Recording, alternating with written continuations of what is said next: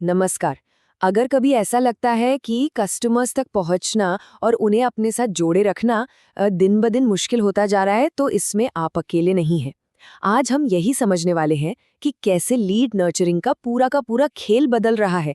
और देखिए, ये सिर्फ कोई नई स्ट्रैटेजी नहीं है, बल्कि सोचने का एक बिल्कुल ही नया तरीका है। चलिए एकदम सीधे मुद्दे पर आते हैं। इचमॉस के जोश हिल का ये कहना कि आप अपनी लीड्स को गलत तरीके से नर्चर कर रहे हैं थोड़ा चुभ सकता है ना? लेकिन इसकी अगली लाइन असल में राहत देती है। हर कोई यही कर रहा है। मतलब ये एक आम प्रॉब्लम है और आज हम इसी की जड़ तक जाएंगे कि जो पुराने पारंपरिक तरीके हैं वो आखिर फेल क्यों हो रहे हैं। तो सारा फर्क ना यहीं पर आकर एकदम साफ हो जाता है। देखिए, एक तरफ है पुराना मॉडल जो पूरी तरह से मार्केटर सेंट्रिक है। इसमें एडा यानी अटेंशन, इंटरेस्ट, डिजायर, एक्शन जैसे फॉर्मूले से कंटेंट को लीड्स पर बस पुश किया जाता है। और दूसरी तरफ बिल्कुल नया तरीका जो ग्राहक को कहानी का हीरो बना देता है। यहाँ लक्ष्य सिर्फ कुछ बेचना नहीं रह जाता, बल्कि कस्टमर की ट्रांसफॉर्मेशन और उसकी सफलता है। तो चलिए सबसे पहले इस पुरानी प्लेबुक को जरा खोल कर देखते हैं और समझते हैं कि ये तरीका, ये जो कंटेंट ग्रिड वाला आइडिया है, अब काम क्यों नहीं करता। तो जो पारंपरिक तरीका है वो कुछ ऐसा दिखता है, एक बहुत ही सख्त रिजिड ग्रिड। इसमें मार्केटर्स ये अंदाजा लगाने की कोशिश करते हैं कि खरीदार अपनी यात्रा के किस चरण में है, शुरुआती, मध्य या फिर आखिरी, और फिर उसी अंदाजे के हिसाब से कंटेंट भेजते रहते हैं। प्रॉब्लम ये है कि ये पूरी तरह से मार्केटर का अनुमान है, कस्टमर की असलियत नहीं। और इस तरीके की सबसे बड़ी खामी जानते हैं क्या है? ये इस बात को पूरी तरह से नज़रअंदाज कर देता है कि हम इंसान असल में कैसे सोचते हैं, कैसे फैसले लेते हैं। ये मार्केटर को कंट्रोल में रखता है, ग्राहक को नहीं। और इसीलिए आखिर में ये मदद करने जैसा नहीं, बल्कि जैसा कि स्लाइड पर लिखा है, एक तरह का प्रोपोगेंडा जैसा महसूस होता है। तो अगर पुराना तरीका काम नहीं कर रहा, तो इसका समाधान क्या है? समाधान दो हिस्सों में आता है। और पहला हिस्सा है सही चैनल चुनना। जरा इस फर्क पर नजर डालिए। एक तरफ है ईमेल का इनबॉक्स, जो कि स्पैम और प्रमोशनल मेल से भरा पड़ा है, जहां मैसेज अक्सर अनदेखे रह जाते हैं। और दूसरी तरफ है व्हाट्सएप, पर्सनल, तुरंत जवाब वाला, और जहां असल में दो तरफा बातचीत होती है।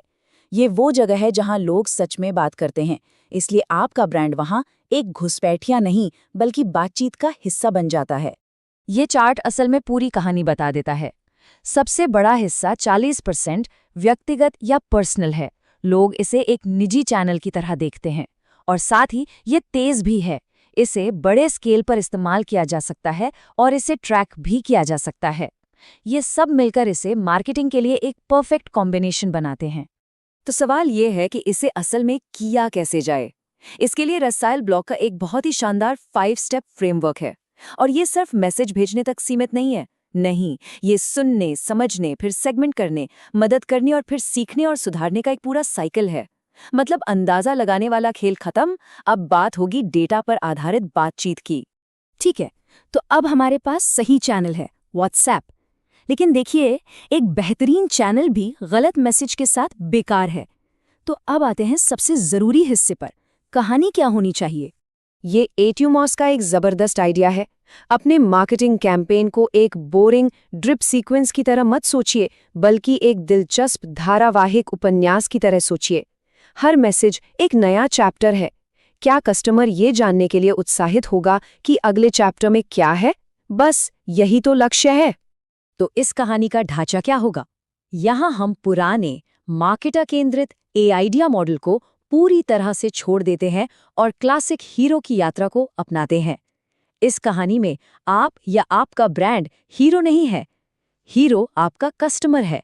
वो एक चुनौती का सामना करता है और आपका ब्रांड एक समझदार गाइड बनकर आता है जो उसे सफल होने में मदद करता है। ये सोच में एक बहुत बड़ा बदलाव है। आइए अब देखते हैं कि जब हम सही चैनल यानी व्हाट्सएप को सही कहानी यानी हीरो की यात्रा के साथ मिला देते हैं तो असल में होता क्या है। ये देखिए इसका एक बेहतरीन उदाहरण। जैसे ही किसी ने प्राइसिंग गाइड डाउनलोड की, जो कि एक ट्रिगर है, ये ऑटोमेटेड लेकिन बहुत ही पर्सनल मैसेज चला गया। ध्यान दीजिए, ये मैसेज अभी खरीदे नहीं कह रहा, ये कह रहा है मैं मदद कर सकता हूँ। ये बेचने की नहीं, बल्कि सेवा करने की शुरुआत है। और ये चीज सीधे तौर पर हीरो की यात्रा वाले हमारे फ्रेमवर्क से जुड़ती है।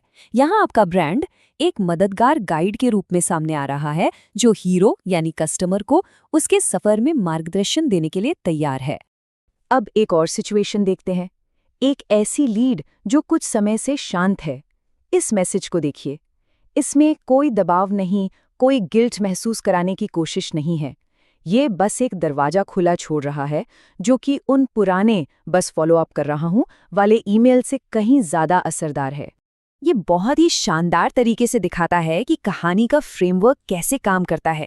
ये मैसेज असल में हीरो को उनकी यात्रा पर वापस बुला रहा है जब भी वो तैयार हों। कोई प्रेशर नहीं, सिर्फ एक खुला निमंत्रण। तो यहाँ एक बहुत बड़ा सवाल खड़ा होता है।